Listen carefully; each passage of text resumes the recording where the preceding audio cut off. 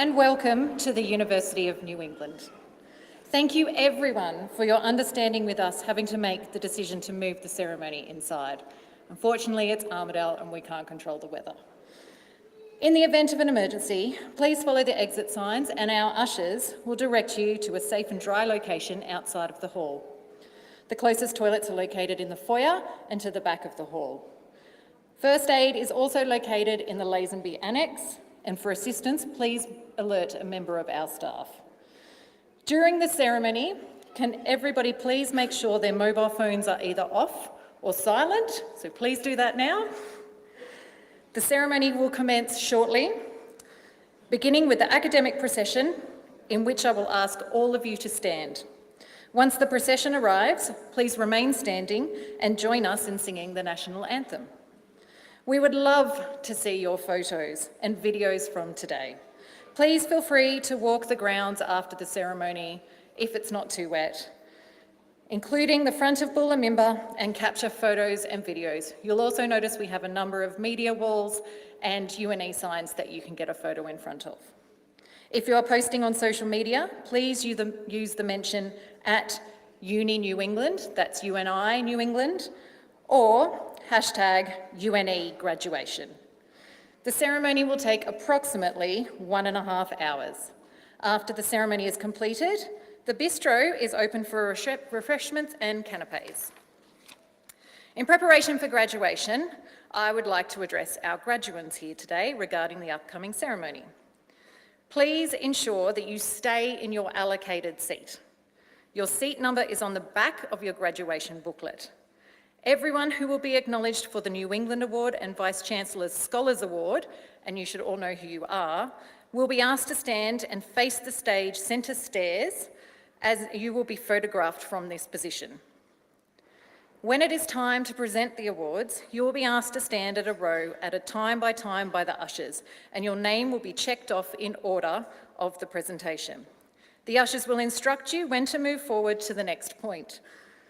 Upon your name being called, the UNE tradition of acknowledging the Chancellor is to doff your trencher and ascend the stairs to receive your award.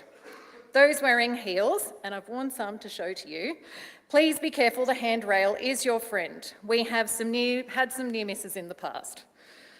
Acknowledge the Chancellor by shaking his hand or placing your right hand across your chest. Once presented with your testama, turn to the right for your official photographer with the Chancellor.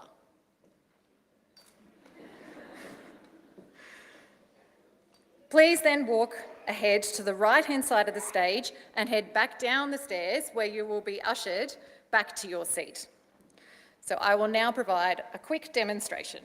So come here. Chancellor's about this big, shake his hand, smile, and off you go.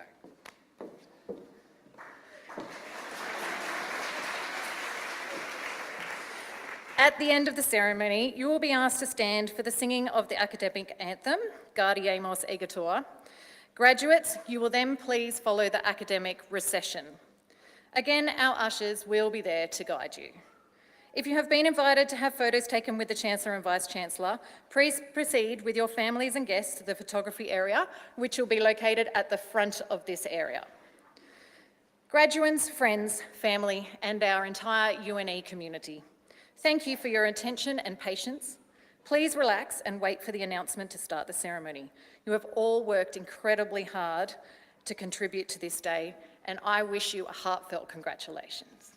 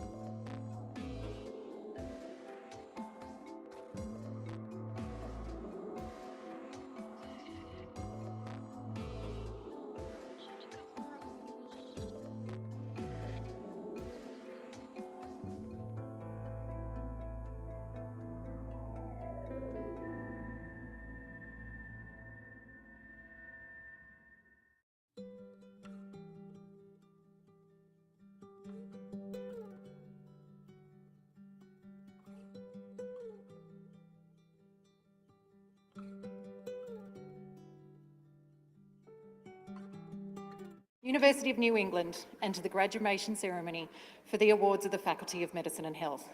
Graduands, family, friends, and the UNE community, may I please now ask you to stand for the entry of the academic procession and the Chancellor of the University of New England, and remain standing to join us in singing the National Anthem.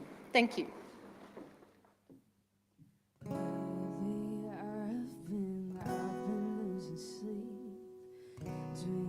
About the things that we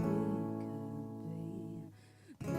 Maybe I've been praying hard. Said no more counting dollars, we'll be counting stars. Yeah, we'll be counting stars.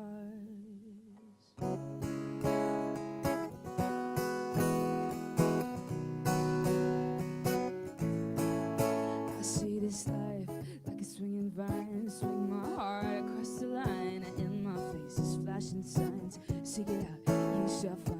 Old, but I'm not that old. Young, but I'm not that bold. I don't think the world is sold, just do what we're told. I feel something so right, I'm doing the wrong thing, and I feel something so wrong, I'm doing the right thing. Couldn't lie, couldn't lie, couldn't lie. Everything that kills me. Lately I've been losing sleep, dreaming about the things that we could be.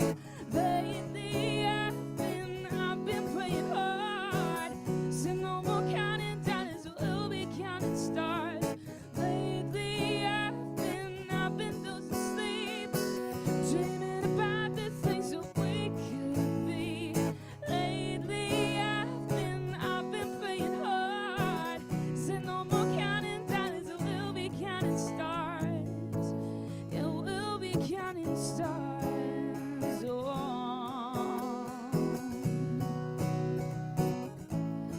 we'll be counting stars. Yeah.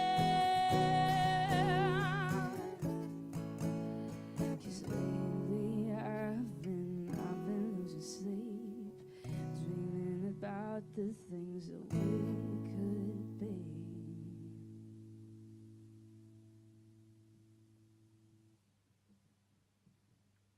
Ladies and gentlemen, the National Anthem. Australians, all let us rejoice, for we are one and free, with golden soil and wealth for toil. Our home is girt by sea. Our land abounds in nature's gifts of beauty rich and rare. In history's page let every stage advance Australia fair. In joyful strains then let us sing, advance Australia fair.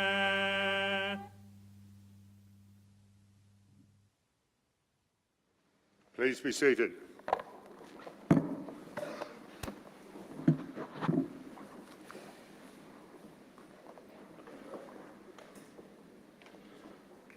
I would like to acknowledge the traditional custodians of this land that we call New England, and also all the lands that the University of New England operates on, and pay my respect to their elders past and present. Ladies and gentlemen, it is my great pleasure to welcome you to the autumn graduation ceremony for medicine and health. To our special guests, today's occasional address speaker, Rear Admiral Sarah Sharkey, Mayor Eric Noakes from Walkershire, Deputy Chancellor Jane McClelland, our Vice-Chancellor and CEO, Professor Chris Moran, Michelle Chant, today's Esquire Bedell, my fellow council members, members of the university community, but especially you, our graduates, and your families. This is your day. Please enjoy it. Graduation ceremonies, ladies and gentlemen, have been going on for centuries, and they have for their entire length of time been celebrations for the entire university community. The people who helped get you here, whether it be the professor who's lectured you or whether it be the people who work in the offices, they all play a very important role of getting you here. They've made your life as easy as it possibly can be. Maybe not the study easy, but the things that go around the study. So they're celebrating with you as well. So enjoy today. It's your day, and you deserve to enjoy it and to remember it. It's now my great pleasure to declare the ceremony open and call on Larissa Hoy to make welcome to country.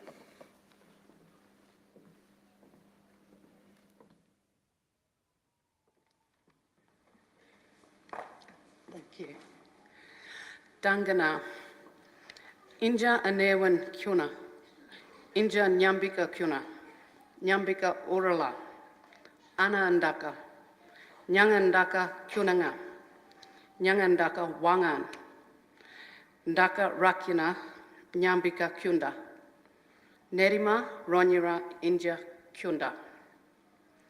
You stand on the traditional lands of the Anawan people, and our people have called this high country our home since the first sunrise.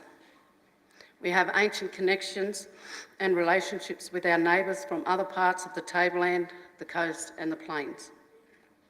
I'd like to acknowledge our special guests here today. I'd like to acknowledge the students, their families, dignitaries here today. I'd also like to acknowledge our elders past, present and emerging, and I hope that you will all enjoy today's event. Thank you.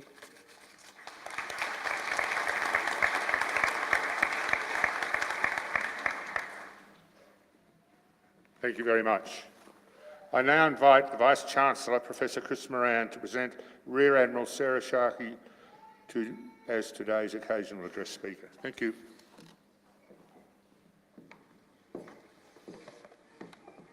Thank you, Chancellor.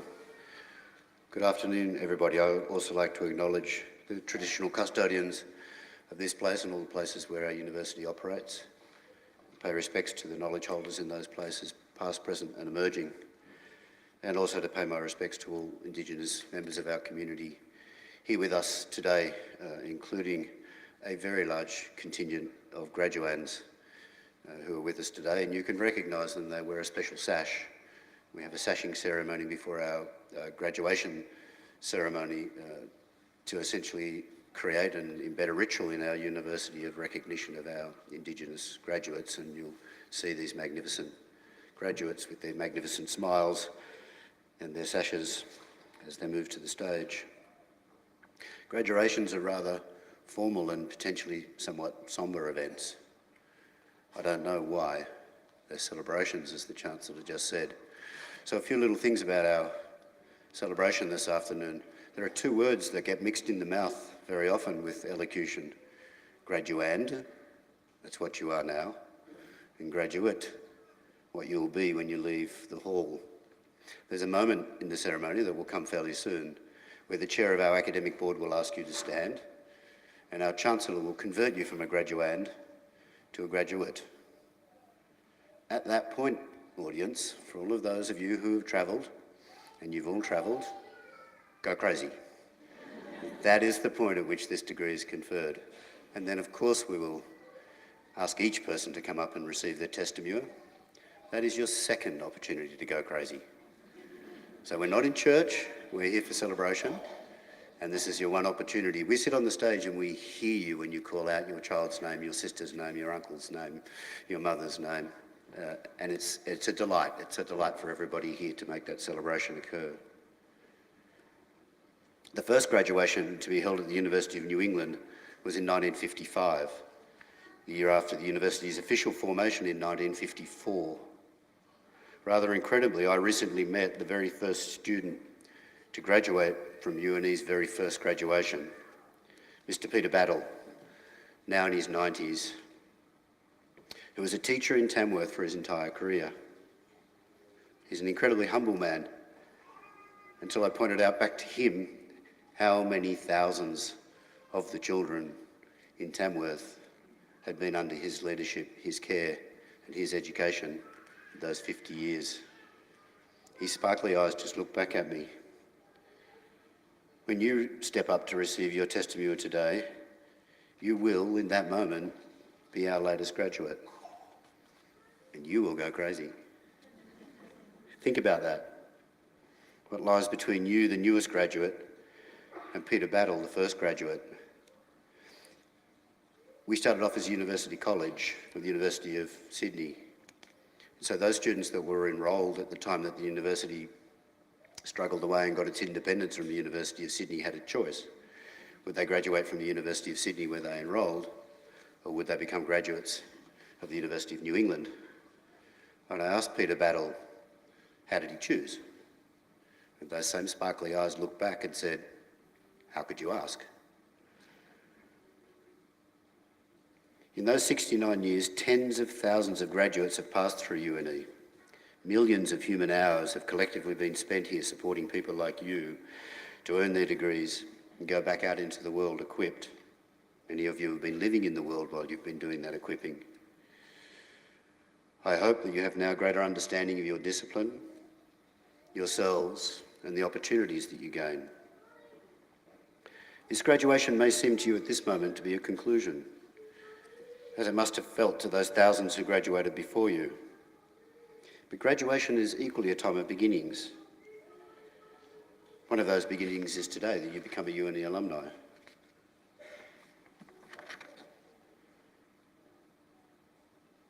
You join a cohort of people who share an open secret, that this modest university, built by the community and for the community in the highlands of northern New South Wales, is a life changer.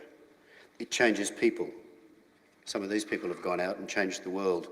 Not everyone wants to change the world, fortunately, because things could get pretty messy if everyone was trying to do it all the time. But I hope what you have learned here carries you forward to a rewarding life, ideally a life in which you return to us once or multiple times, so that we can help you advance into new phases of knowledge and understanding, so that we can help advance the life goals that you have and the community goals that you have. I also hope as you move forward, you keep an eye on us as a university, as one of our proud alumni. And I hope that the years ahead you realise that this year, the year you graduated, was also important for us. This is our 70th birthday. Unlike humans, institutions are just beginning to hit their straps at 70. At UNE, we see the 70th anniversary as an opportunity to reassert our independence and our uniqueness as an institution. The founders of UNE, the visionary people that there were in this community and further afield, envisaged a university for all, where people who did not live in a city could learn without leaving their homes, their towns, their farms. Imagine the foresight. This was a time when the post was delivered by horse. The internet was not even in science fiction yet. Yet they could see the reasonableness of people being able to learn at distance. But this university has continued to be able to do that. Our first cohort of students included more distance students than campus students, and it has every year since.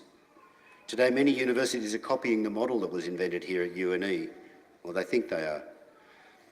Online delivery is now becoming the norm after many years of being scorned by those same universities, now adopting it as a lesser way to learn. But you who have studied with us, you know that it is not the internet and the delivery of the internet that distinguishes us. It is the care, capability, and history of our people. This is what shapes the overall experience that you get as a UNE student. We're rapidly evolving a new concept I call immersive learning. The features of immersion involve ensuring that whoever you are, and when you are learning, the virtual worlds and the physical and emotional world you inhabit are accessible as part of your learning environment. We're creating new ways to scale access to our best academics. We want to immerse you in the environments that you seek to work and live in during and after study. We are regional and rural in our origins, and so you should be able to enjoy the benefit of that and access to all of that.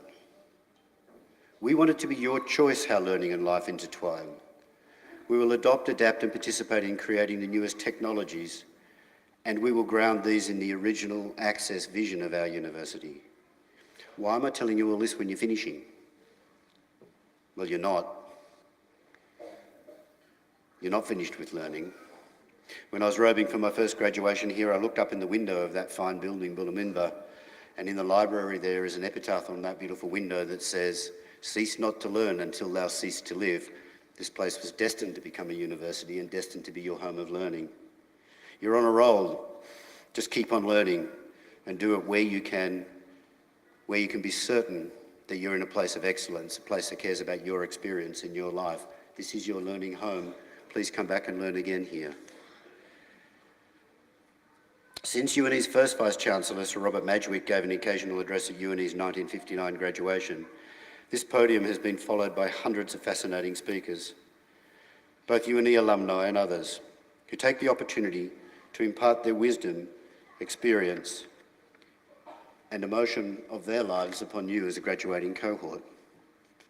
Rear Admiral Sarah Sharkey has served as a medical officer in the Royal Australian Navy for more than 30 years. Rear Admiral Sharkey began her Navy service under sponsorship while an undergraduate medical student at the University of Queensland in 1992.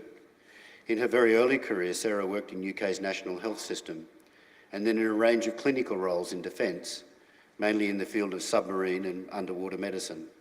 This included as a ship's medical officer, the submarine squadron medical officer, and as the Royal Australian Navy's fleet medical officer. Since 2012, Sarah has served in more senior leadership and management roles as a health administrator. This has included the Director of Clinical Services in Joint Health Command and as a Director General of Navy Health Services and Garrison Health Services in Joint Health Command. In December 2019, during the 1920 bushfire season, and only weeks before the COVID-19 pandemic declaration, Sarah was promoted to the rank of Rear Admiral and served for 4 years in the dual-hatted role of Commander, Joint Health and Surgeon General of the Australian Defence Force through to December 2023. Cast your mind back to that time in your life and the arrival of COVID, and now imagine being put in charge of the Defence Forces of the country and their health in that period.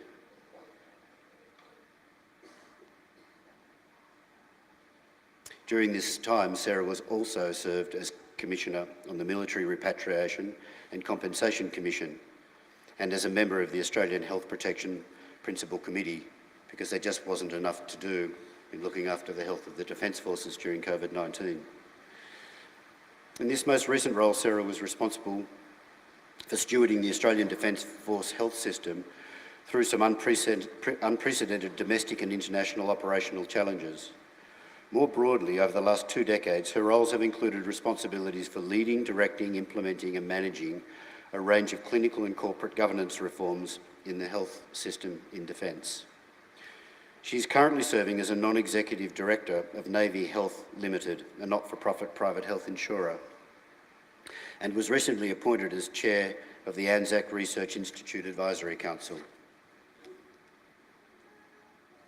Rear Admiral Sharkey has a Bachelor's of Medicine and Surgery from the University of Queensland, a Master's in Business Administration from the University of New England, and a Master's in Politics and Policy from Deakin University. She is a Fellow of the Centre for Defence and Strategic Studies, the Australian War College, an Associate Fellow of the Royal Australian College of Medical Administrators, and is a graduate of the Advanced Management Program at the Harvard Business School. Sarah is married to Frank, and they are proud parents to 4 amazing children. Chancellor, graduands, guests, it is my honour to introduce Rear Admiral Sarah Sharkey as our occasional address speaker today. Please give her a warm welcome.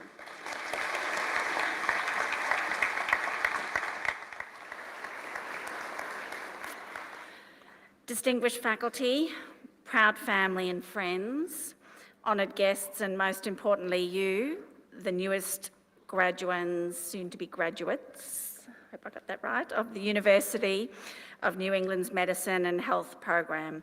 It is a great honour for me to be here today. I'd also like to acknowledge the presence and pay my respects to the elders past and present of the Yanawan people as the traditional owners of this place where we meet today. Thank you, Professor Moran, for the generous introduction, and to both you and Chancellor, Mr. James Harris, for the invitation to speak here today.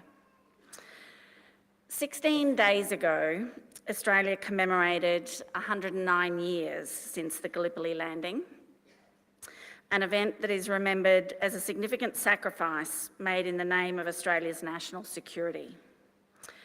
Anzac Day has evolved over the last century to recognise the contributions and sacrifices of all Australian and New Zealand servicemen and women across various conflicts and peacekeeping operations.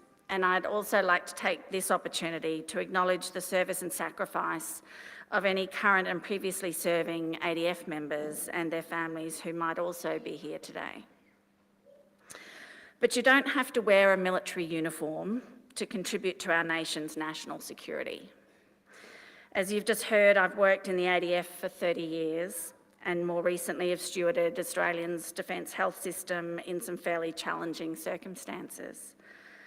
So I can attest to the criticality of Australia's health workforce to our current and future national security.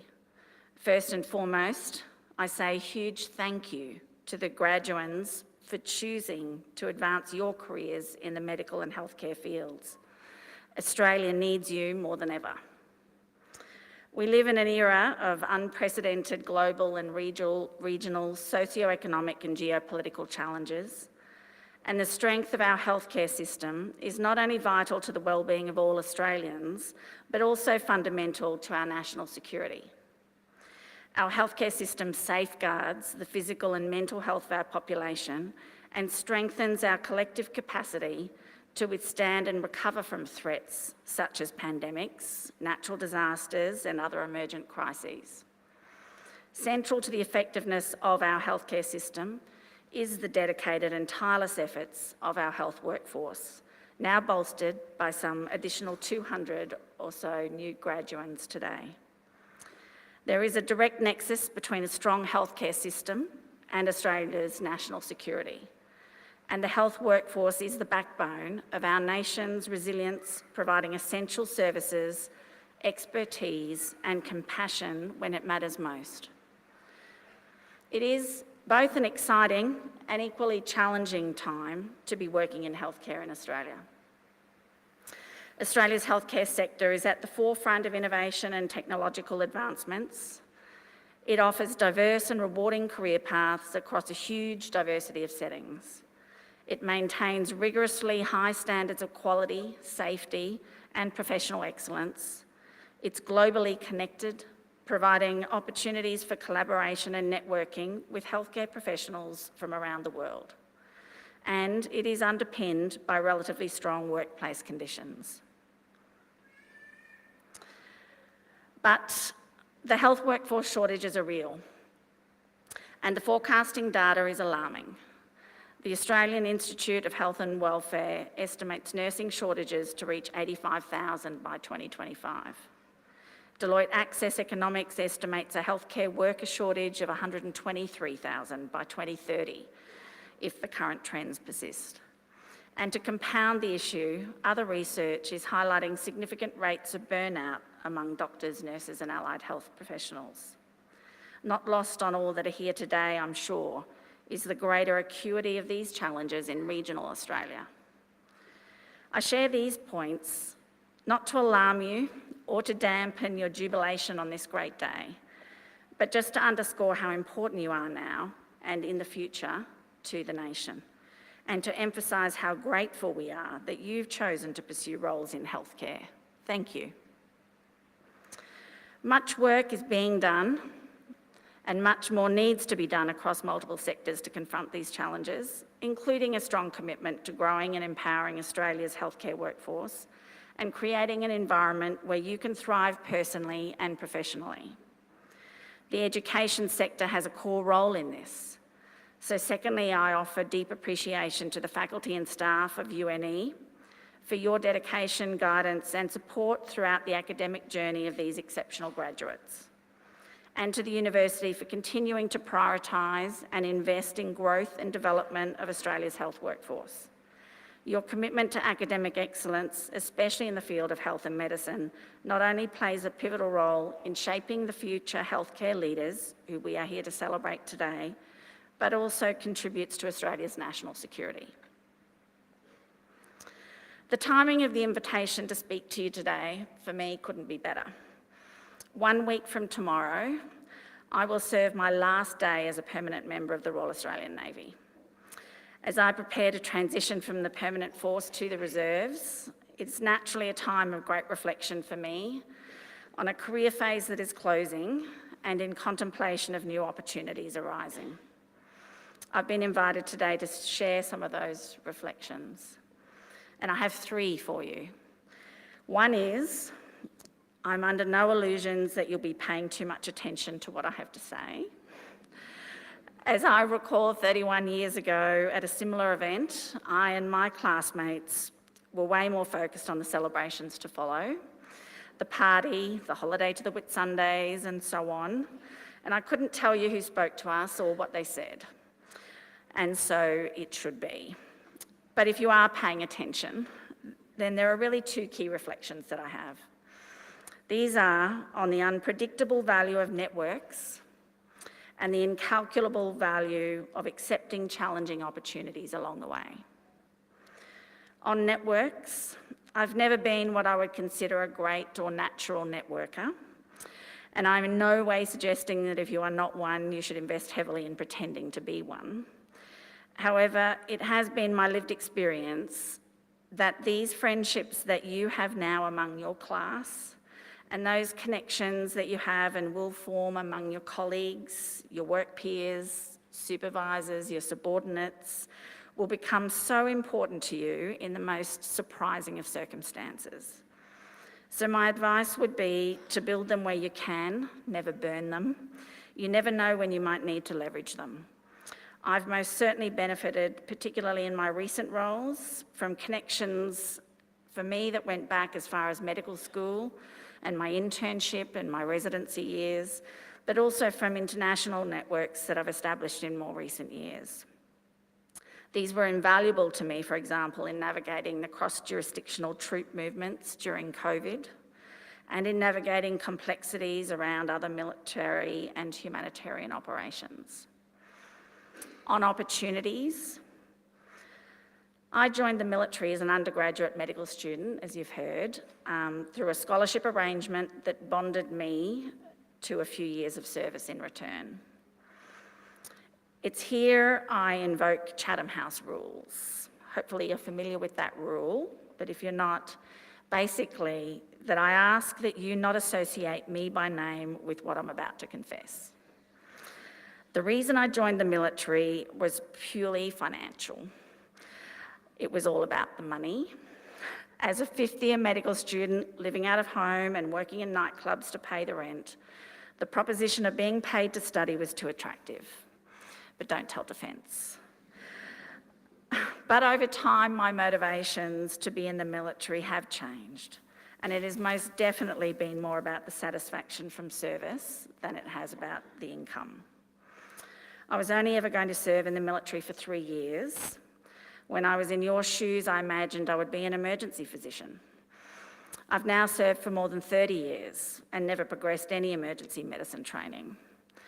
The career you might imagine for yourself at this stage, or that your family and loved ones imagine for you, might not eventuate, and that's okay, because you may find yourself on a better pathway. There have also certainly been times in my career where I've felt like an imposter, or frankly unsuited, or not ready for some roles. But I have benefited personally and professionally from being stretched in those moments by the great mentors and supervisors who saw opportunities for growth that I did not, and that I on occasion actively sought to avoid. Each of you will be challenged and stretched throughout your career, Don't be afraid of the challenge. In my lived experience, the greatest rewards have come from the most challenging circumstances. I've been stretched, uncomfortable, and rewarded by some, at times, surreal experiences over my career. Like when I was tasked to establish the submarine and underwater medicine capability in Western Australia as a very junior and inexperienced doctor. When I elected to undertake Navy diver training so I could be a better diving doctor for our clearance divers. When I was the first to transfer at depth from an underwater rescue vehicle into an Australian submarine. When I was deposited by Hilo into a volatile Solomon Islands with special forces to provide healthcare to our forces on the ground. When I was tasked to lead the procurement of a multi-billion-dollar contract for Defence Health Services. When I was dispatched to attend a 2-month residential at the Harvard Business School alongside some of the world's smartest, most intimidating and most experienced business leaders. When attending the daily meetings with Australia's chief health officers as a member of the AHPPC during the course of the pandemic. When representing my country at various NATO and other international meetings across my career. More recently being privileged to share time and collegiate exchanges with my counterpart in the Ukraine, who faced unspeakable professional challenges in her daily work. I could never have imagined myself in any one of these roles or circumstances, but I am thankful for them all. I leave you with some wise words from Sir Edward Weary Dunlop, and I quote, "I have a conviction that it's only when you are put at full stretch that you can realise your full potential."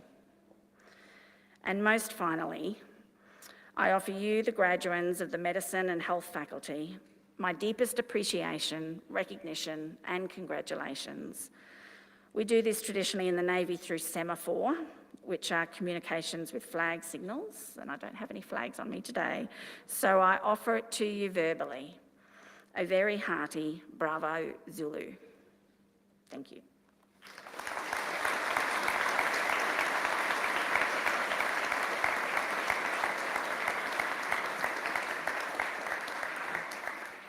Thank you, Sarah, very much for those wise words. And we are very proud to have you as a member of our family, and we're very pleased that you were able to come here today. So thank you very much. Ladies and gentlemen, the New England and the Northwest have a great tradition of music and a great tradition of producing great musicians.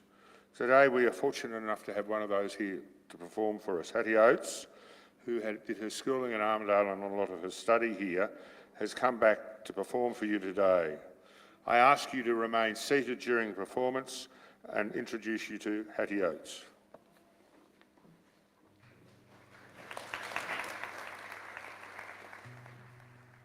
Look at the stars, look how they shine for you, and everything we do, yeah, they were all yellow. I came along, I wrote a song for you, and all the things you do. And it was called Yellow. So when I took my turn, oh, what a thing to have done. It was called Yellow.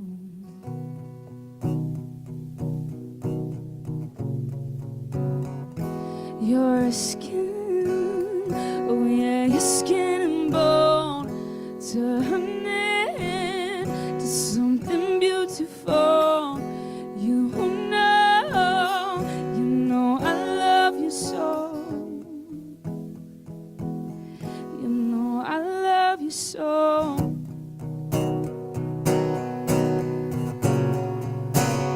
I swam across, I jumped across for you. Oh, what a thing to do. 'Cause you were all yellow. I drew a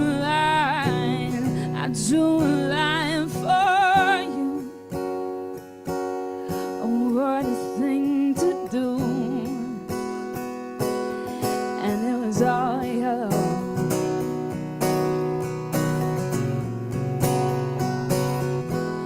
your skin, oh yeah, your skin and bone, turn into something beautiful.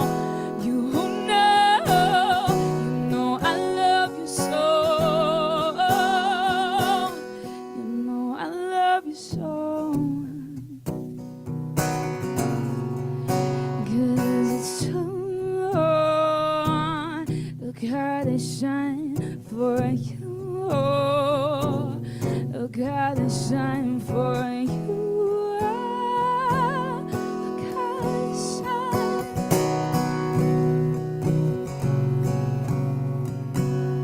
Look at the stars. Look how they shine for you. And everything that you do, yeah, it was all yellow.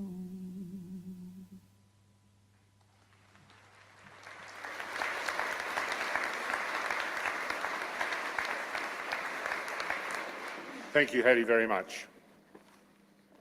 I now call upon the Chair of the Academic Board, Associate Professor Jennifer McDonald, to present the candidates for their degrees.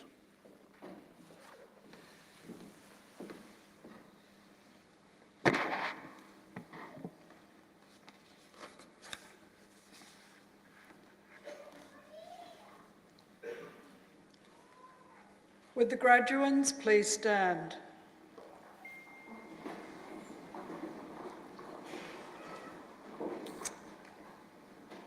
Chancellor, I submit to you a list of candidates as set out in the program who have completed all requirements and are entitled to be admitted to their respective academic degrees and awards. In the name of the Council and by my authority as Chancellor, I admit these candidates to their respective academic degrees and awards. Would the graduates please be seated?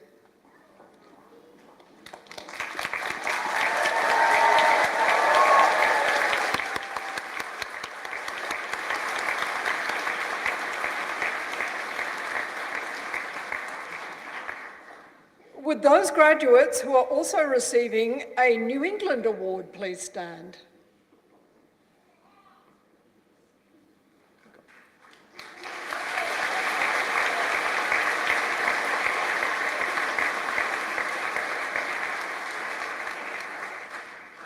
Chancellor, the New England Award is granted to selected graduates who have demonstrated outstanding service to the university and the wider community and commitment to others. It's a non-academic award and it's given by the university in recognition of the skills, attributes, leadership and personal qualities that are developed through extracurricular activity, committee membership, voluntary work and good citizenship. Today, the university is proud to be presenting these graduates with this award. Through your actions to achieve the New England Award, you have shown yourselves to be high-achieving, proactive and outward-looking members of the university community. The university is proud of the relationships we have developed with many companies in Australia and also abroad as a result of your efforts. On behalf of the Council and the entire university community, I extend my hearty congratulations. Would the graduates please be seated? Would the graduates who are also receiving a Vice-Chancellor's Scholar Award please stand?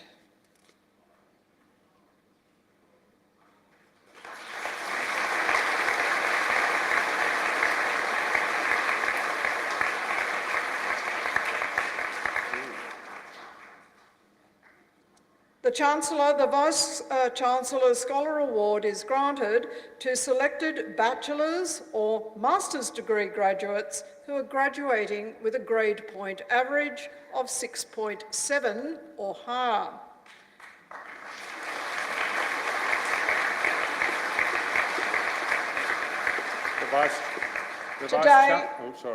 Today, the university is proud to be presenting these graduates with this award.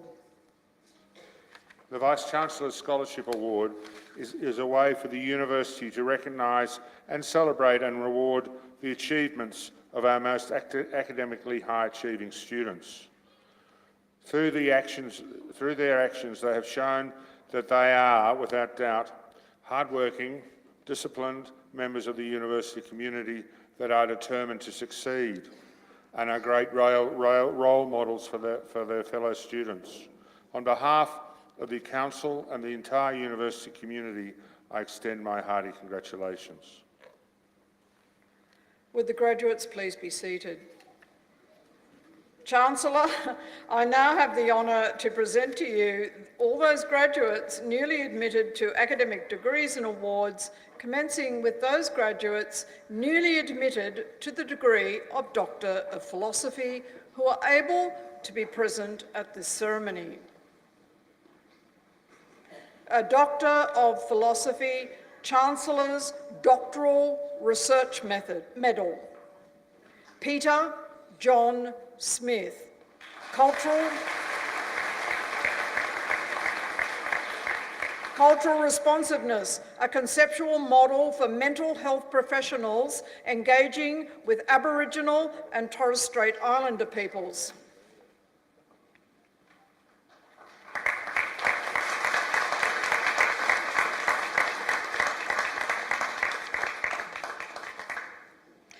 Doctor of Philosophy, Constantinus Waju Prinjonko, a comparison of religious,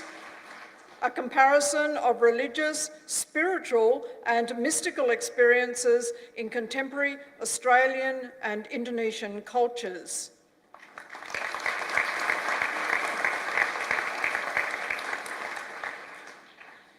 So, Chancellor, I now have the honour to invite the Dean of the Faculty of Medicine and Health, Professor Jennifer Williams, to present those graduates newly admitted to the degrees and awards, commencing with the degree of Master, who are able to be present at this ceremony today.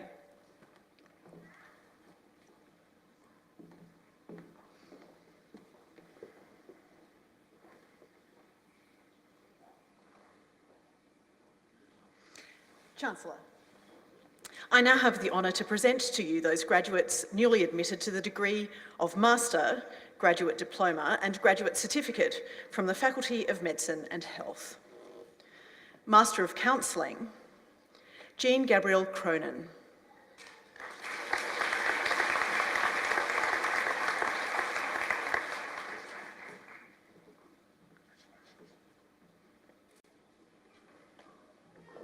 Geraldine Julie d'Auvergne.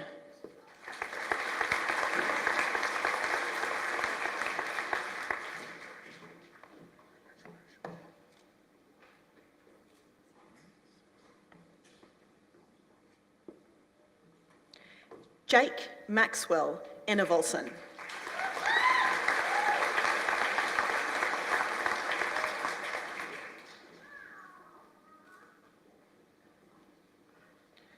Suzanne Helene Christina Molan.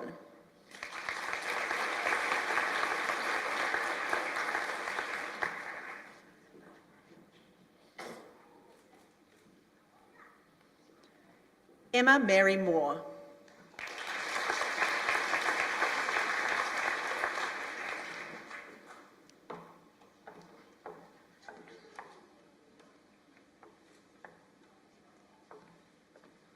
Nicole Myra Mudgway.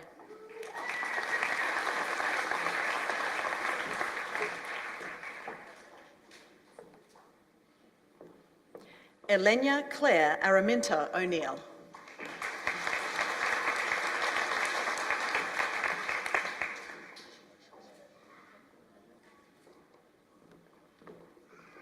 Carmel Parker.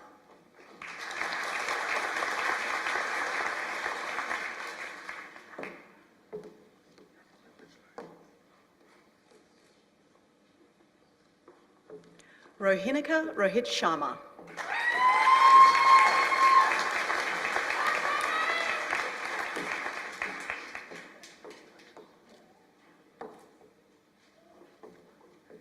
Sarah Jane Sylvester.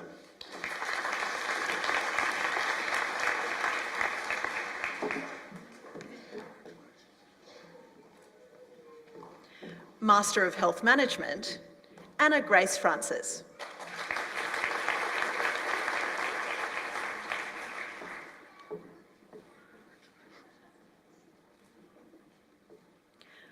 Master of Nursing Practice, Pratiksha Basnet.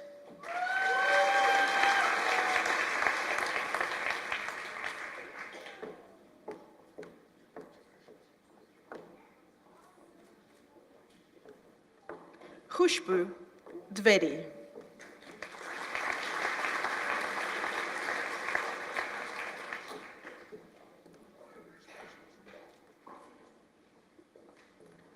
Sonu Pun.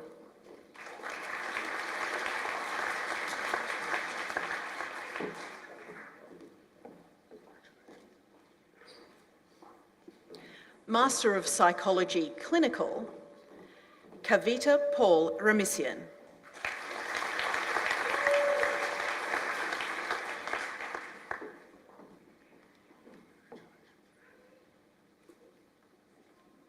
Also receiving the Vice-Chancellor's Scholars Award, Stephanie Louise Stone.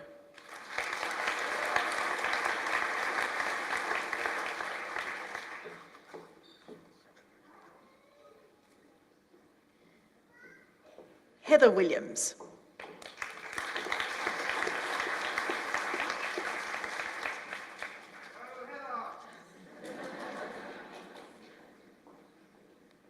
Master of Social Work, Professional Qualifying, Sachin Chowdhury.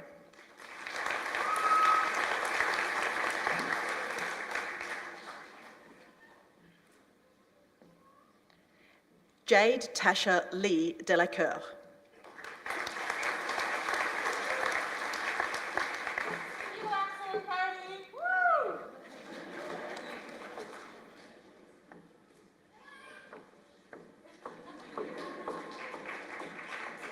Chukwuebuka Celestine Ene.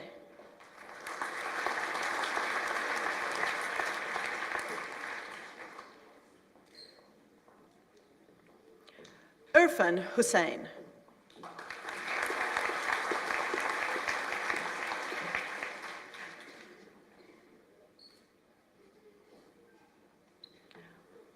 Rachel Ann Lanigan.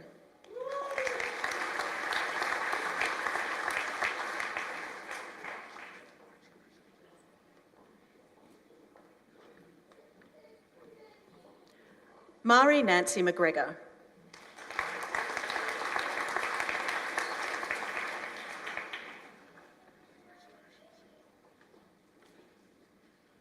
Jasmine Koa Manis.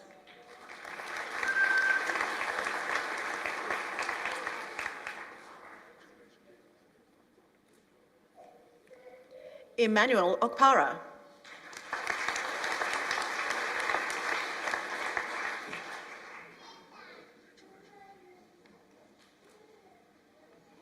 Amy Baradero O'Neill.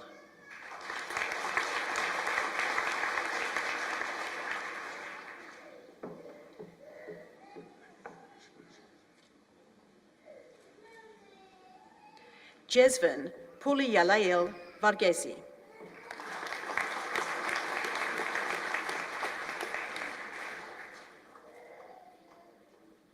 Lauren Magella Robertson.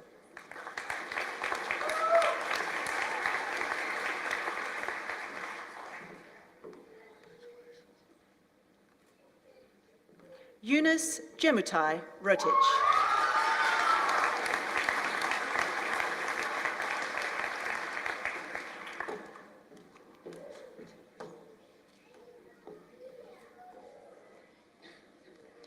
Alison Smith.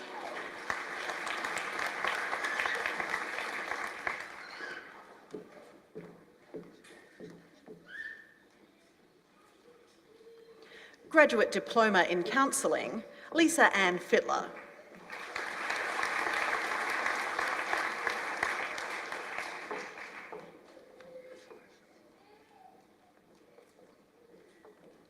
Deborah Lorraine Rumbell.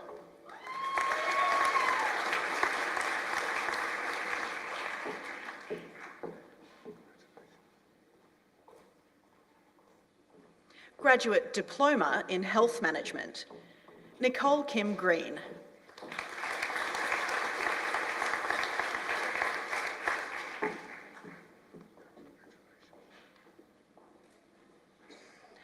Graduate Certificate in Health Management, Dai Wu.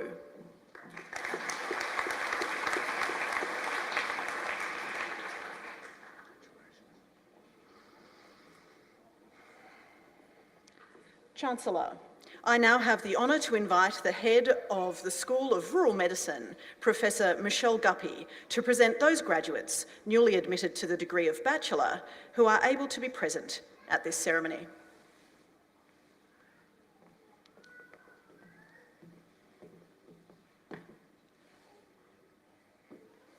Chancellor, I now have the honour to present to you those graduates newly admitted to the degree of Bachelor from the School of Rural Medicine. Bachelor of Medical Science and Doctor of Medicine, Peter William Bay.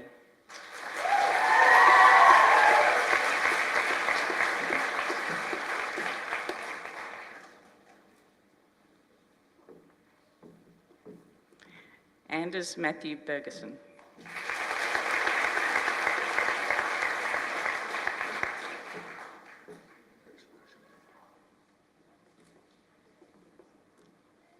Valerie Bokos.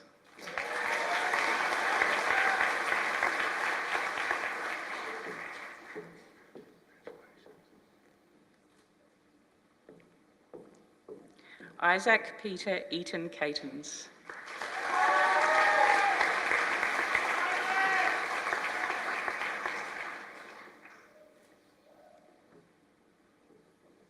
Anvesh Krishna Chalasani.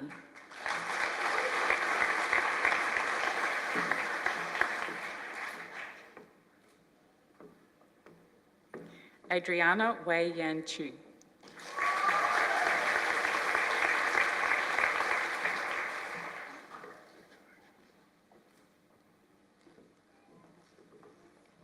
Brianna Jade Crawford.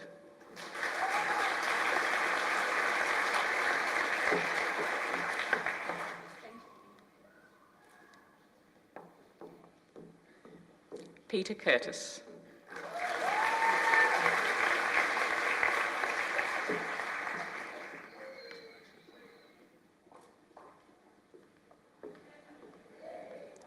Alexandra Elizabeth Davis.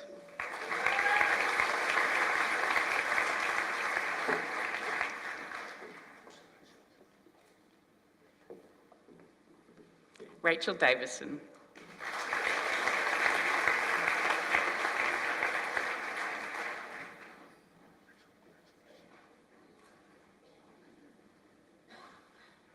Chloe Douglas.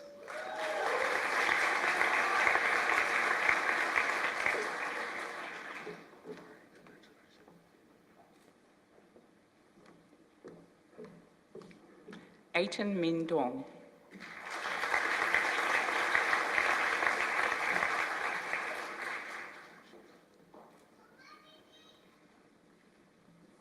James Joshua Streak Gomersall.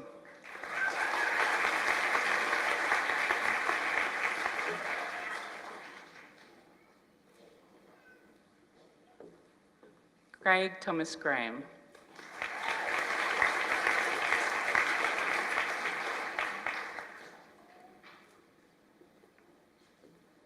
Oliver John Hamilton.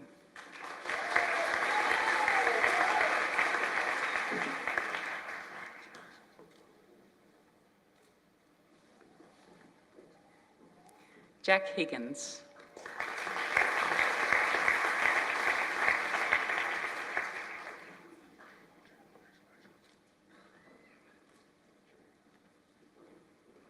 Colin Allen House.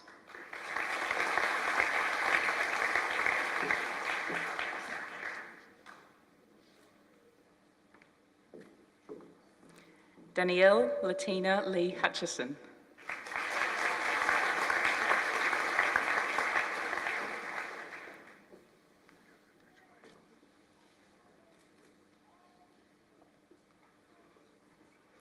Brittany Inglis.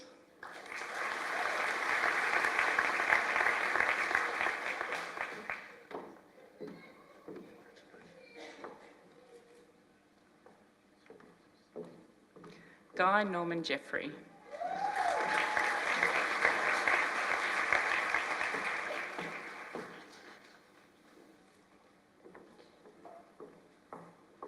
Elizabeth Neal Johnston.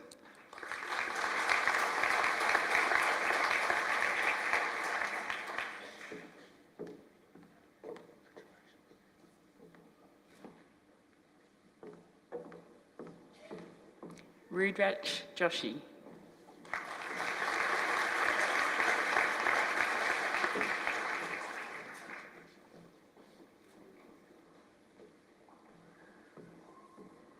Manas Sai Venkatesh Kalasabail.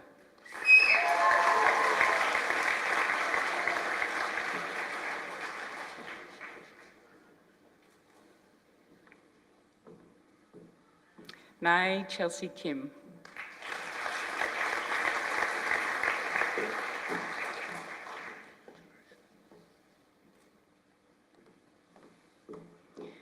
Nikisha Kate Klein.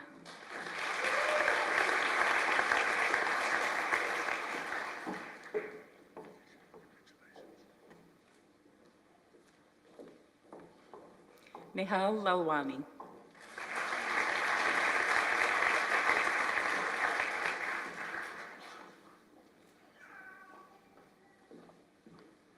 Paul Peter Van Leeuwen.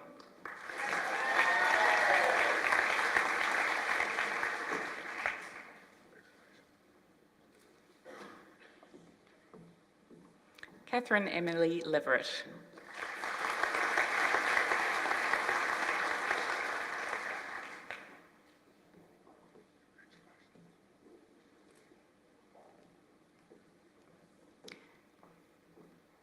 Erin Joanne Lynn.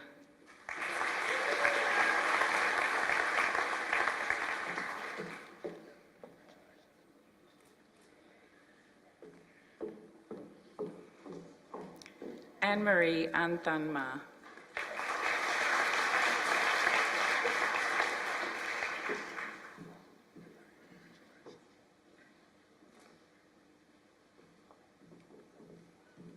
Oliver Thomas McHale.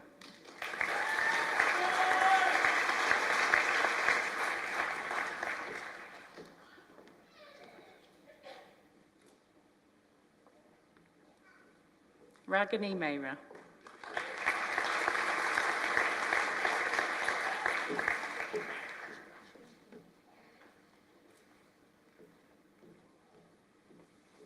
Vanessa Ng.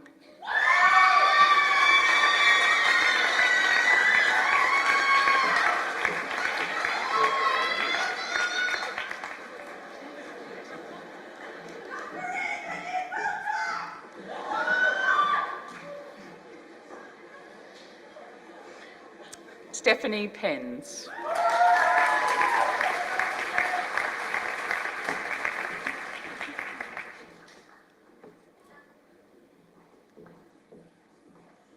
Molly Alexandria Peters.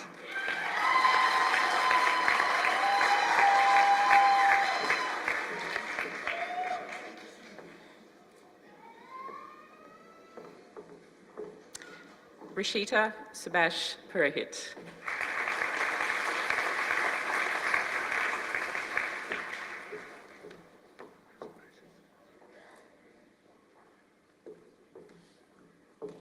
Sandeep Pushparaj.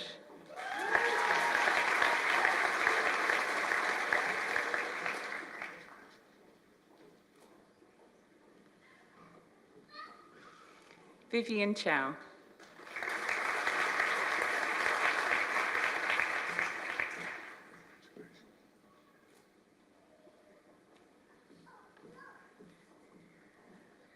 Sandaria Ramesh.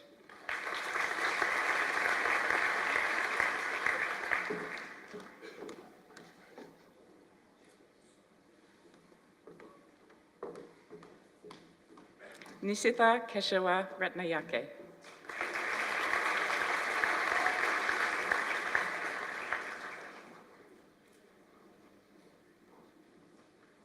Samantha Eve Rogers.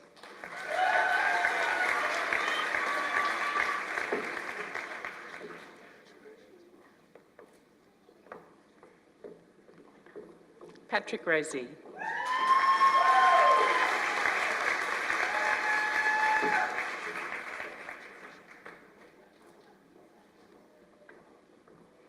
Amelia Sadler.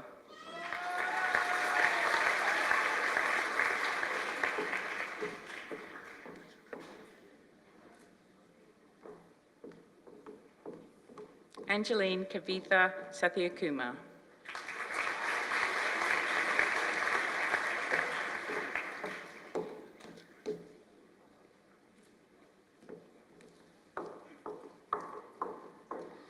Daniela Shattini.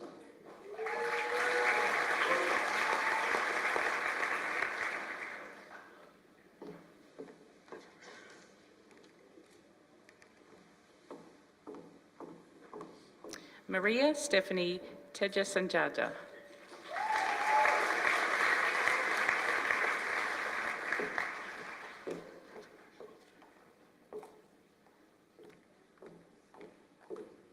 Renee Sarita Thu.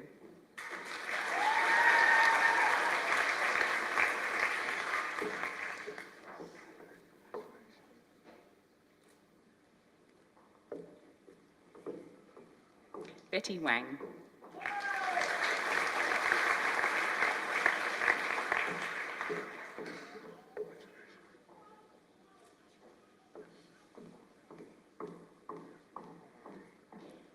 Jessica Wang.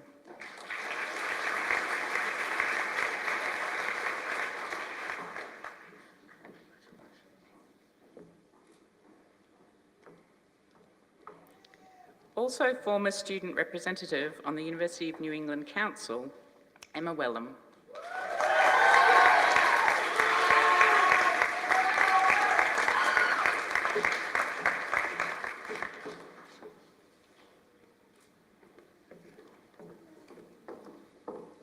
Bessie Zhang.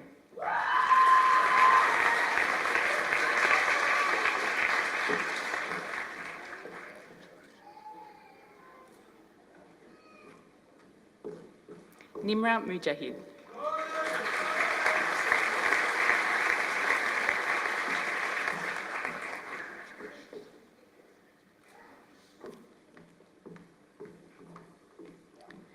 The Bachelor of Medicine, William Patrick Miller Freestone.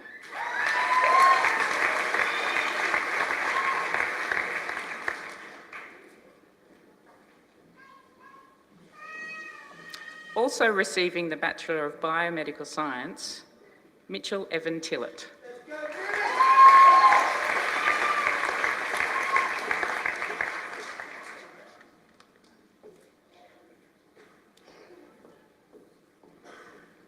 Chancellor, I now have the honour to invite the Head of the School of Health, Professor Carl Roberts, to present those graduates newly admitted to the degree of Bachelor with Honours and Bachelor, and those graduates awarded the diploma who are able to be present at this ceremony.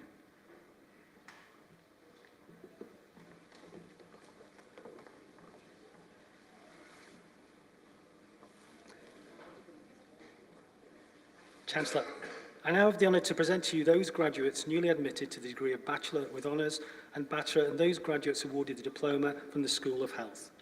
Bachelor of Pharmacy with Honours, Leisha Victoria Blacker.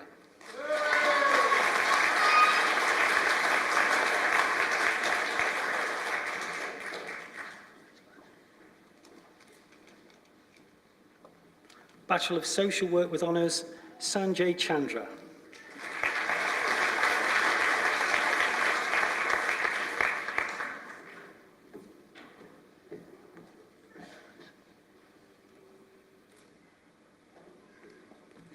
Also receiving the University Medal, Natasha Makita Jutas.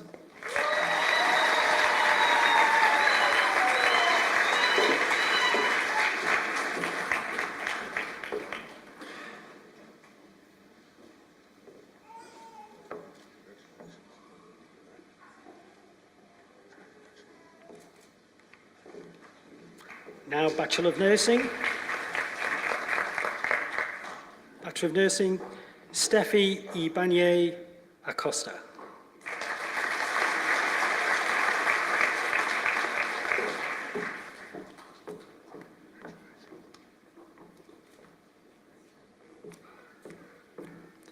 May Ann Castillo Adelaide, apologies.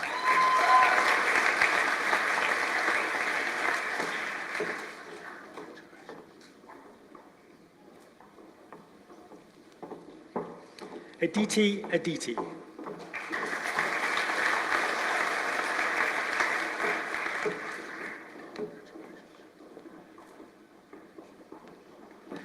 Mariah Allen.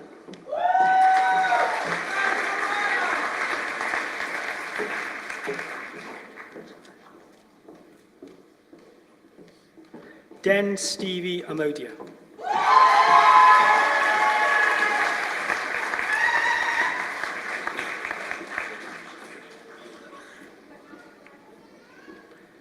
Sushila Alia.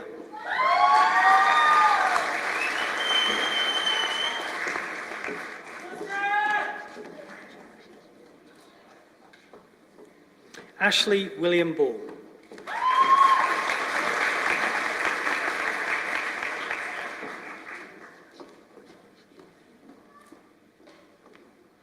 Finley Ella Barr.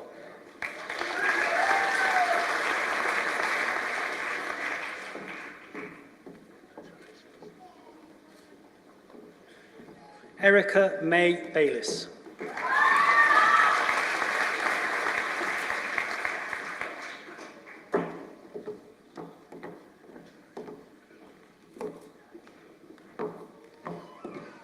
Grayson Francis Beale.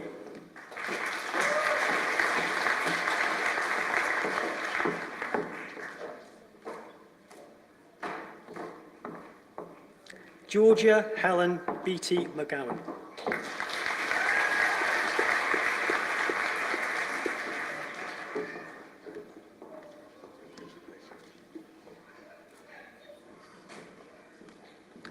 Pujay Bell.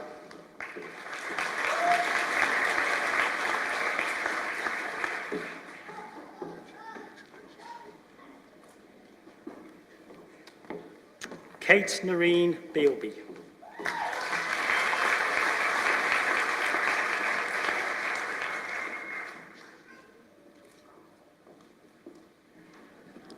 Man Badur Bandari.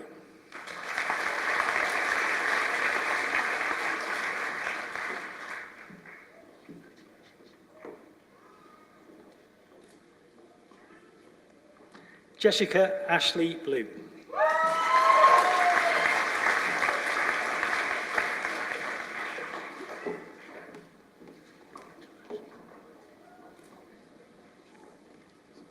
Bonnie Jane Bratton Smith.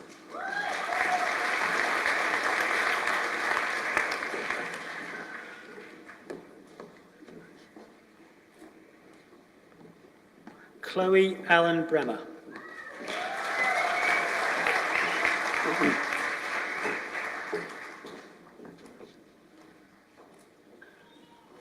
Kathleen Isabel Brian.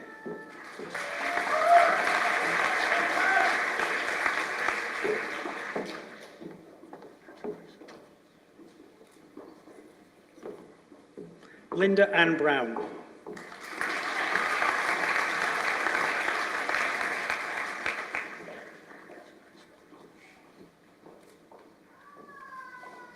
Sonia Lee Bookback.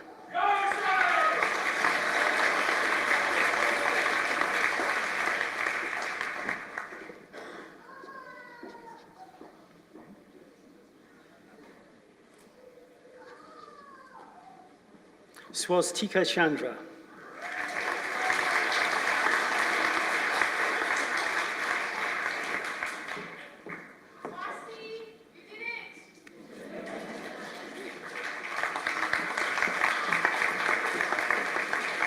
Mackenzie Raychard.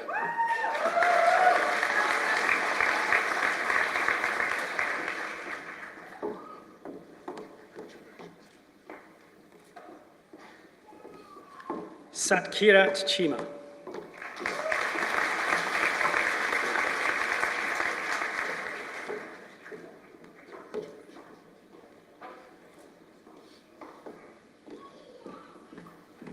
Ishmaka Shedri.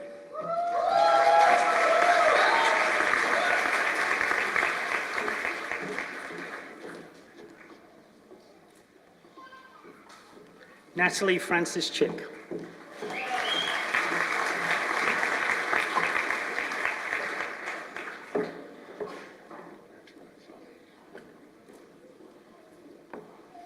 Charlotte Marie Churchyard.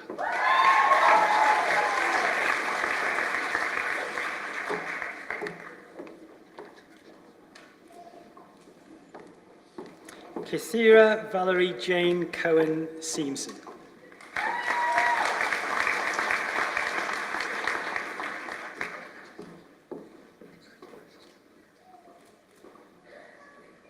Mary Queen Condrion.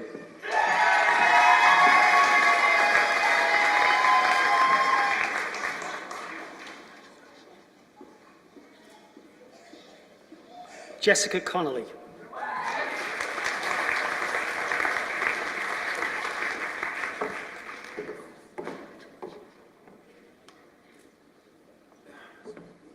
Kira Lee Cox.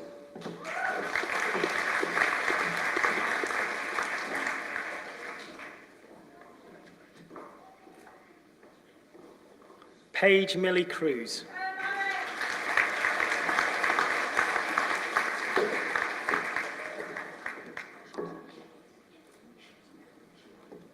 Christina Davies.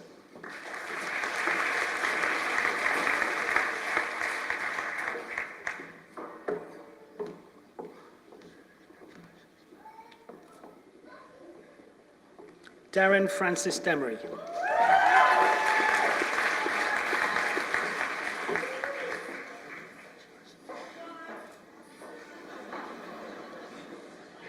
Felicity Jane Dunn.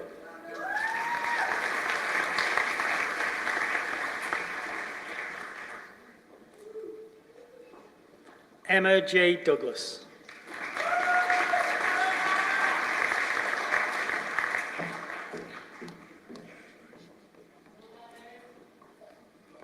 Chelsea Campbell Acorn.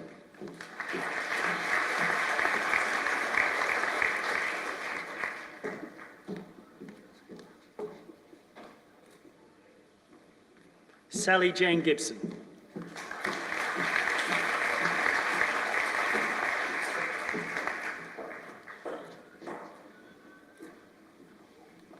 Chloe Ann Gladwick.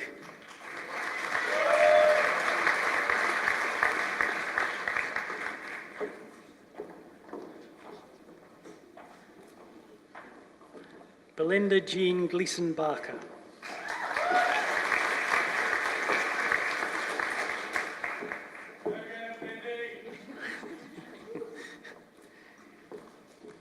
Madison Jade Gotard.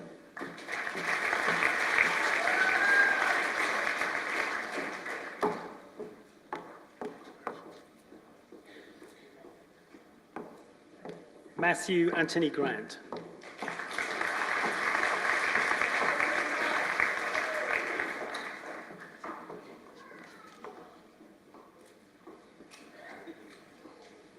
Hugh Greensill.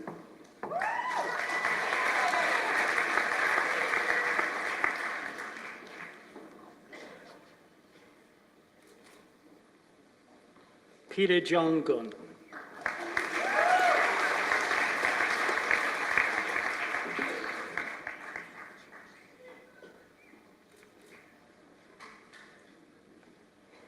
Alina Gurung.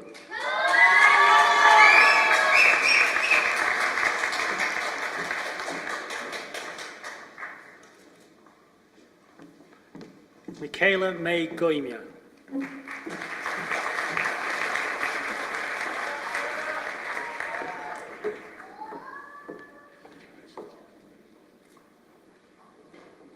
Heather Jean Halliday.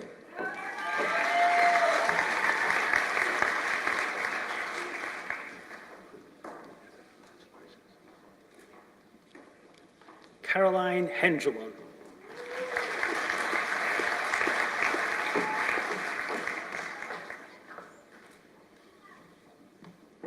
Cara Lee Hinchliffe.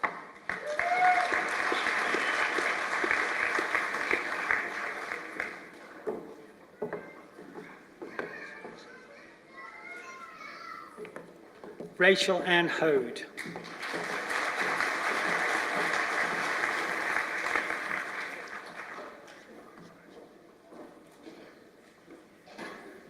Sherelle Ann Hogg.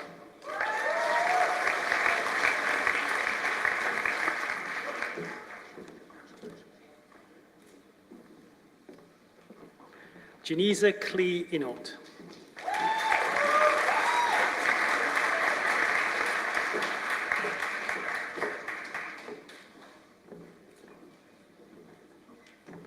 Alicia Ann James.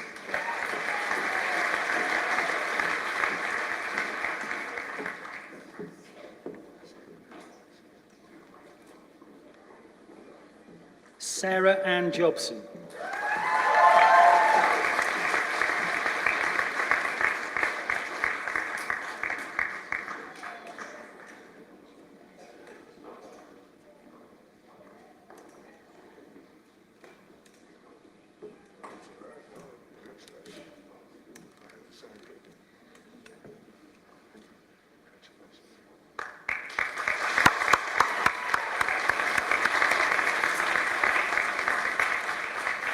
Jasvia Cole.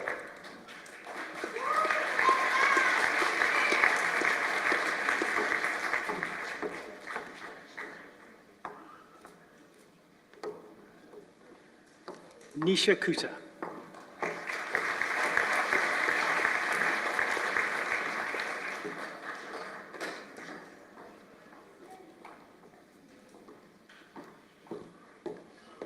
Maria Ines Liberato Relaxon.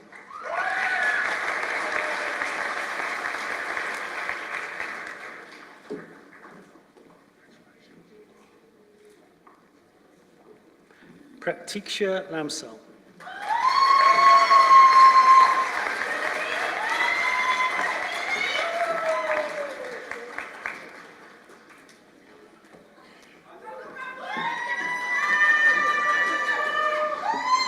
Sophia Hadwin.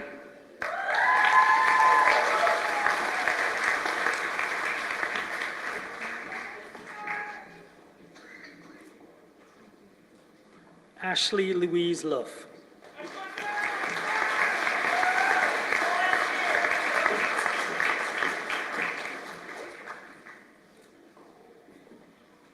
Sanjia Morajan.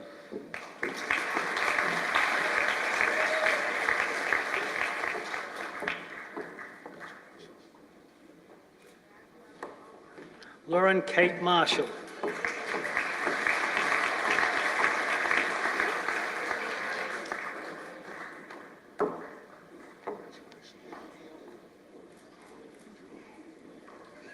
Jasmine May McInnery.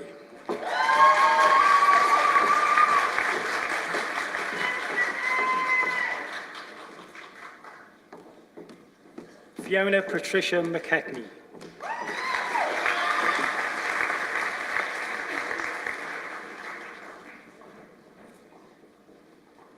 Rihanna Lee McMahon.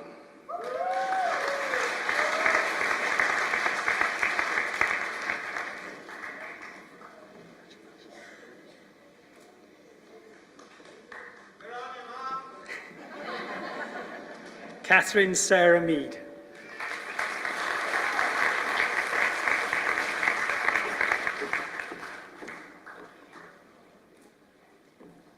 Tracy Marie Mears.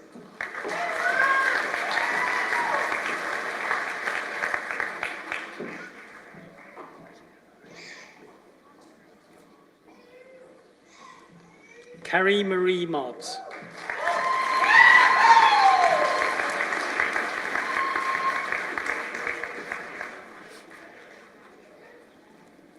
Virginia Jane Molesworth.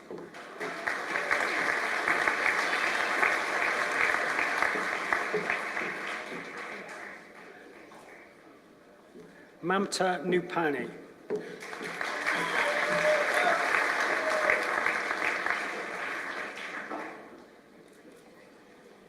Madeleine Grace Newbury.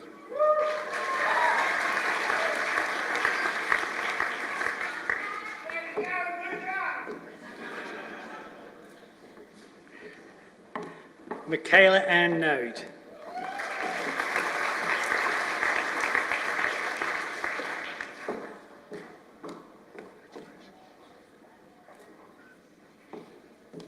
Libby Isabel Noonan.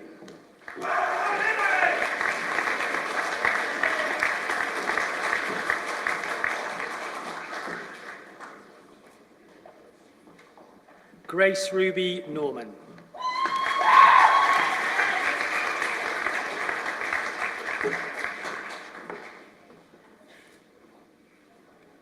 Richard Adibayo Olatuneji.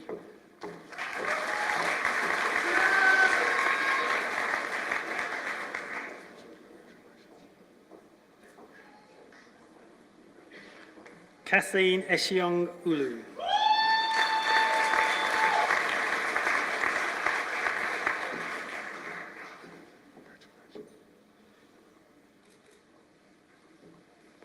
Christian Joyce Santos Pagtaconan.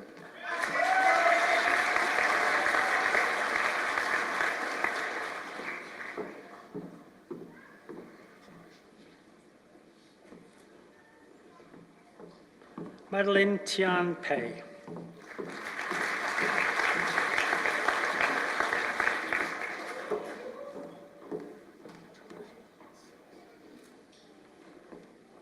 Ramesh Pudal.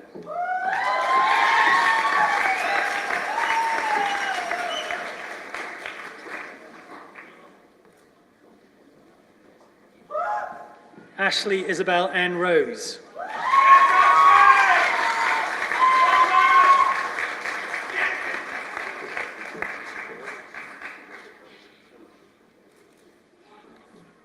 Samina Shrestha.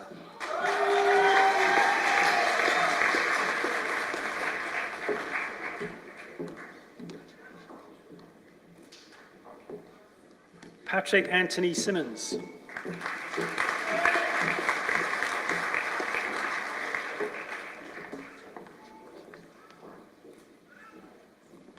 Rose Smalley.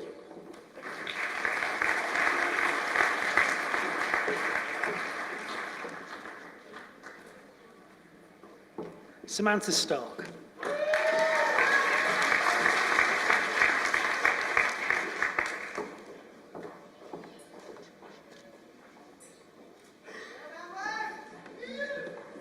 Harrison Conway Stratford.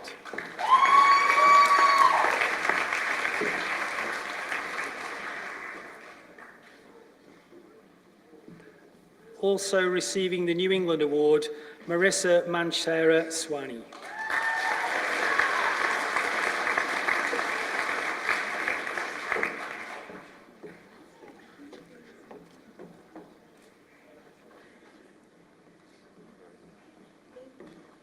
Bonika Tanduka.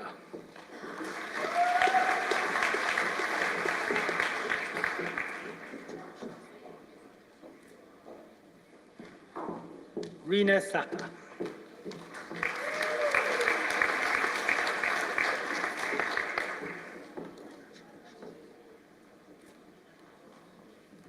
Faloa Tipa.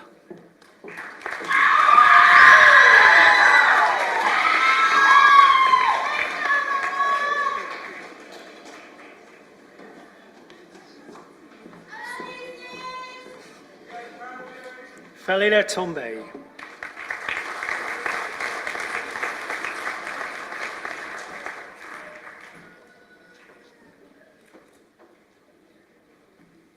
Sarah Jane Vermeulen.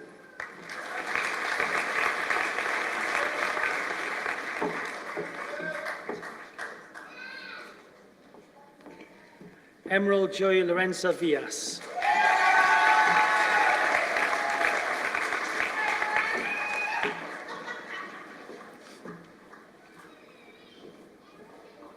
Annalise Kate Walk.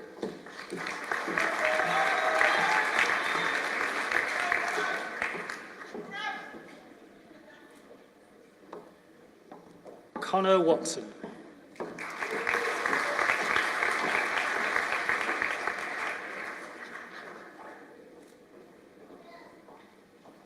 Brianna Rose Welsh.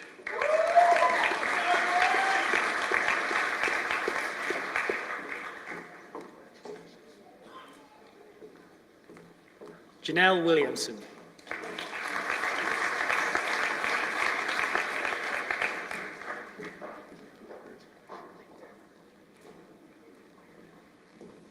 Leanne Marie Woodward.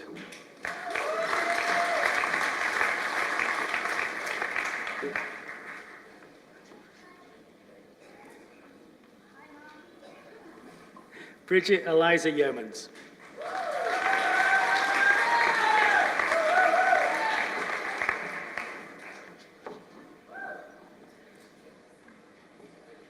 Receiving the Bachelor of Social Work degree, the following students: Macy Anderson.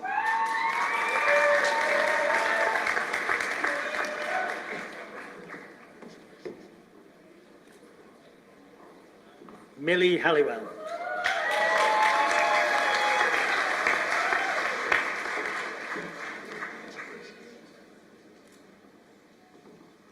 Beth Hutchinson.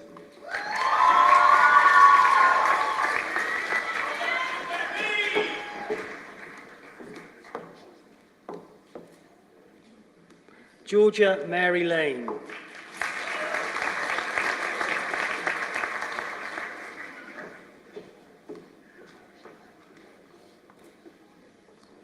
Kelsey Jones Sturch.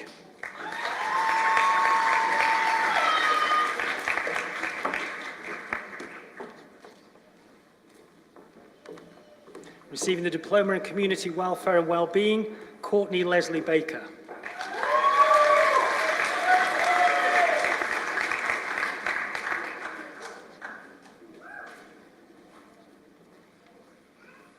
Nikita Elizabeth Rebow.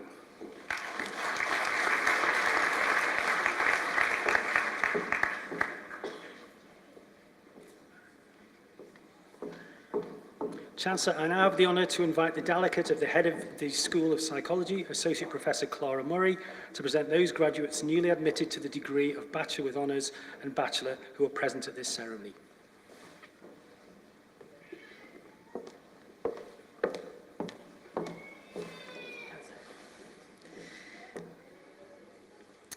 Chancellor, I now have the honour to present to you those graduates newly admitted to the degree of Bachelor with Honours and Bachelor from the School of Psychology. Bachelor of Psychology with Honours, Louise Andrea Belmont, First Class.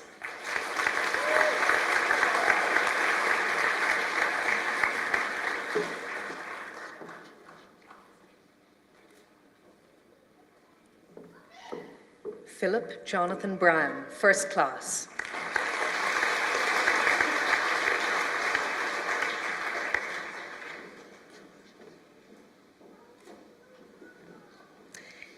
Ingrid Dewhurst, First Class.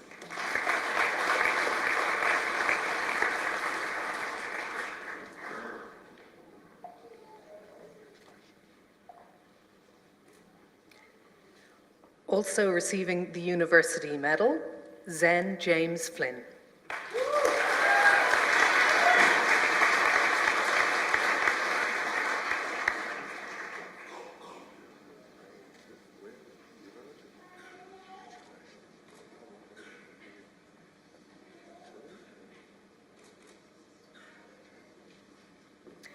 Marshall Russell Charles Davis, Second Class, Division 1.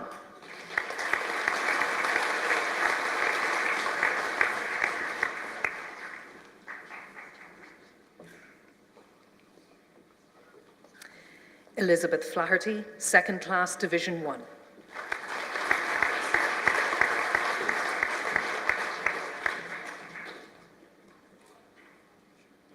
Christy Leah Lord, Second Class, Division 1.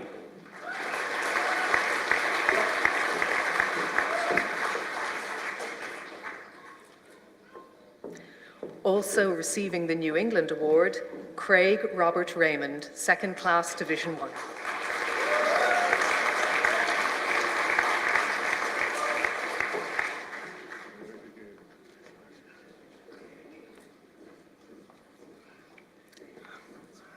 Gail Rouse, Second Class, Division 1.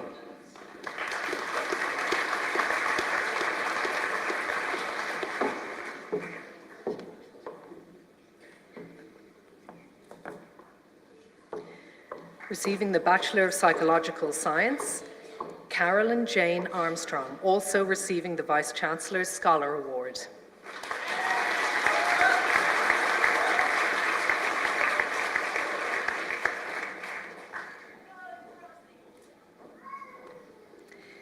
Terry Moana Docherty.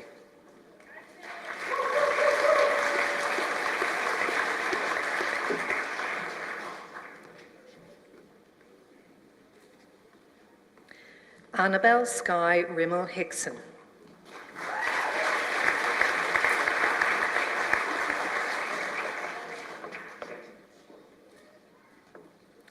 Ellie Rogerson.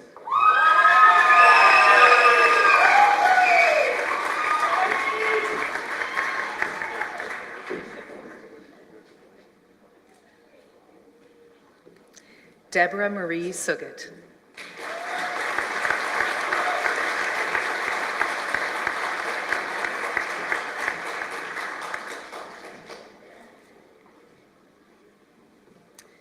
Chancellor, that concludes the presentation of the awards from the Faculty of Medicine and Health to graduates who are able to be present at this ceremony.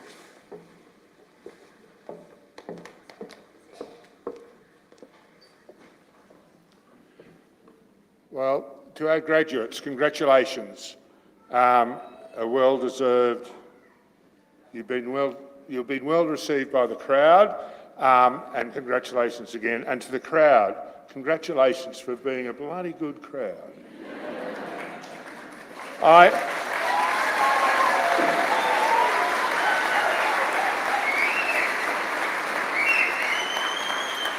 I don't usually make exceptions when I congratulate people, but there was a student today who got her degree, who sat around the council table for a long time representing the students of the University of New England. And she did a magnificent job to represent you. She fought for your rights and what she thought you should get regularly, often, and with determination. So Emma, congratulations and thank you very much.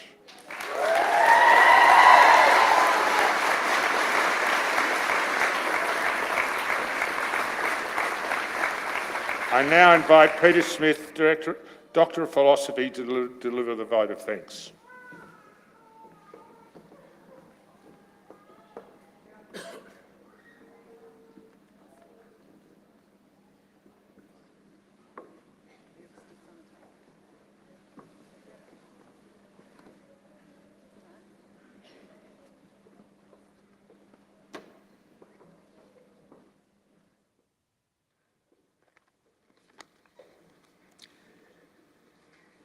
Chancellor, Deputy Chancellor, Vice-Chancellor, Council members, local elder Ms Ahoy, thank you for your welcome to country, and as a descendant of the Gamilaroi Nation, I wish to acknowledge that we are today on the land of the Unawan Nation, the custodians and first people of where we are assembled. And I acknowledge elders, past, present and emerging. I also acknowledge First Nations people who are with us here today. Distinguished guests, academic staff, my fellow graduates, family and friends. It is my great privilege to be able to share some words of thanks on behalf of all of us who are graduating today. The Greek philosopher Heraclitus once said, "You can't put your foot into the same river twice." Not only is it not the same river, it's not the same foot. Similarly, we are not the same people as we were when we set out on our journeys as students here at UNE. There was probably much that we did not know or understand, and I am sure that setting out on this journey was quite a leap of faith for all of us. To you, my fellow graduates, we made it. Congratulations.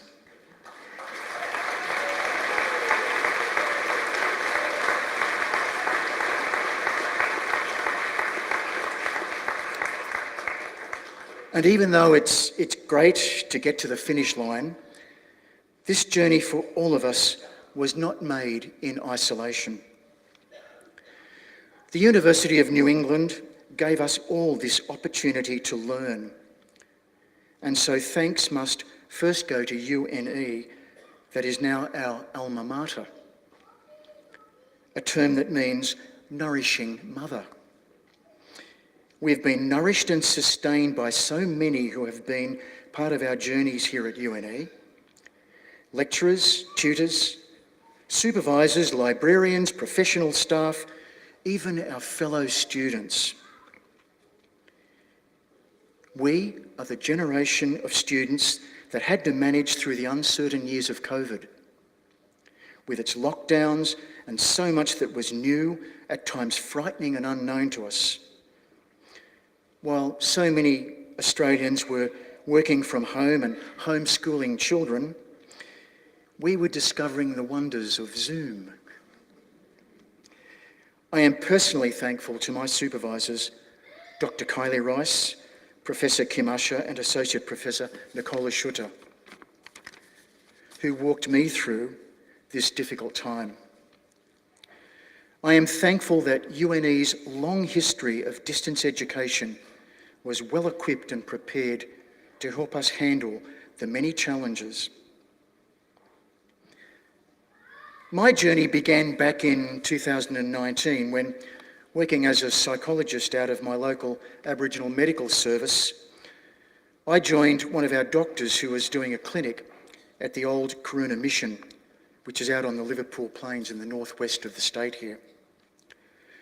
I was prepared to spend the day out there and I had a full list of prospective clients. I sat there waiting for people to arrive for scheduled appointments, but not a single person arrived that day. We believe that the spirits of our ancestors remain close to us at the mission, where our people had to live for generations. And I believe that the ancestors gave me a nudge that day to do something about this situation. I brought my concerns to UNE, and I'm deeply grateful for the support of my supervisors who understood clearly that mental health services for First Nations Australians needed to be culturally safe and that practitioners must become culturally responsive. Fellow graduates, I hope that in the course of today, you have the opportunity to thank those members of staff who have supported you in your own personal journey. There is another group of people who deserve our most heartfelt thanks. Our families, loved ones, friends, partners, and those who are close to us. Some of them are here with us today, and it is their love and support that have helped us to get to this day. Perhaps they were the ones who had to take the kids to Saturday sport or do the school run when we were hitting the books. Or maybe had to grin and bear it when we couldn't get away for the weekend because there was an assignment due or an exam was just around the corner. These are our unsung heroes who put up with our meltdowns and made it all feel so much better with a hot cuppa and a reassuring word. Don't forget to thank them today, as I will be thanking my wife Sharon for her can-do attitude that never failed and would tell me not to worry about the details, we will figure it all out later. As we leave here today as alumni of UNE, our alma mater, we will take many lessons and experiences from our time here into our important work with some of society's most vulnerable people. So I leave you with the words of Nelson Mandela. Education is the most powerful weapon we can use to change the world. Thank you.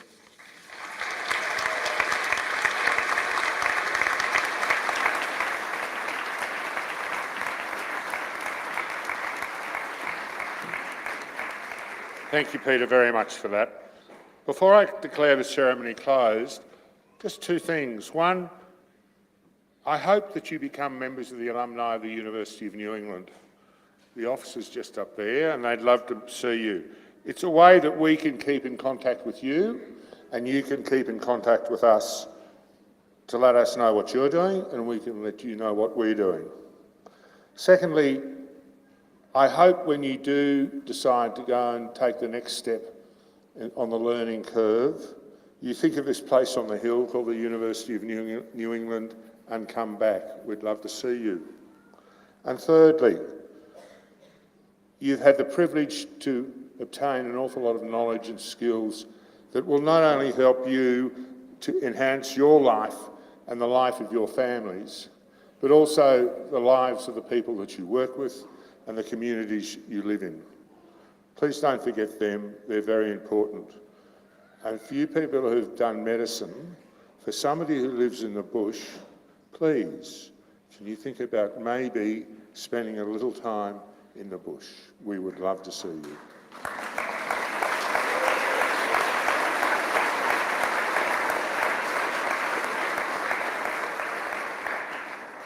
I invite our new graduates to process after the academic procession. I declare this ceremony closed and ask you to stand for the singing of the academic anthem. Thank you.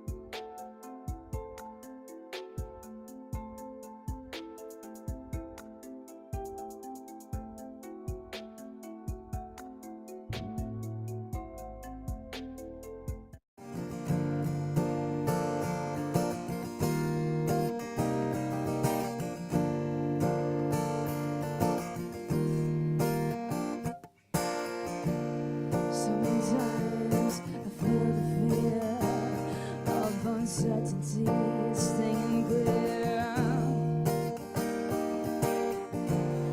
I can't help but ask myself how much I let tip and steer on.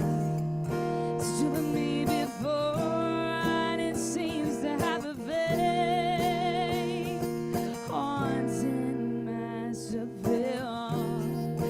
Lately I'm beginning to find the way, and I drive myself behind the wheel. Every tomorrow brings, I'll be there with open arms and open eyes, yeah. Every tomorrow brings, I'll be there, I'll be there.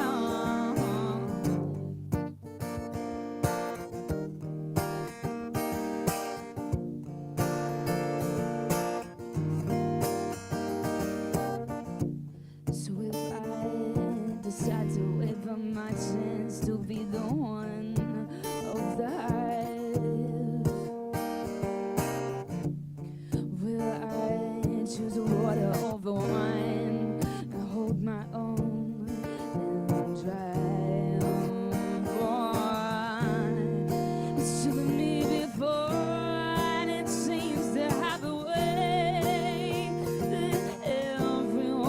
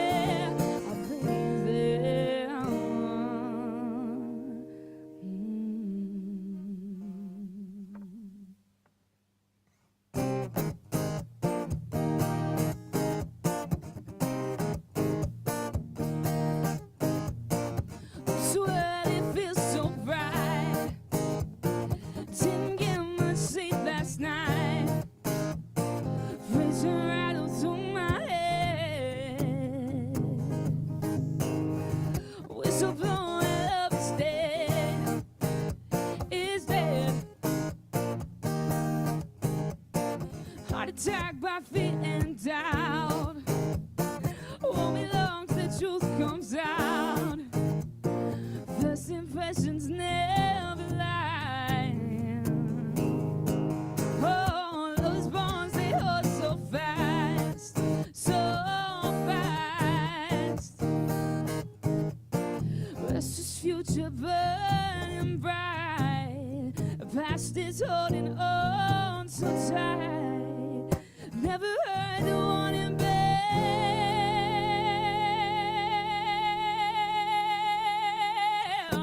I just wanna wish you well.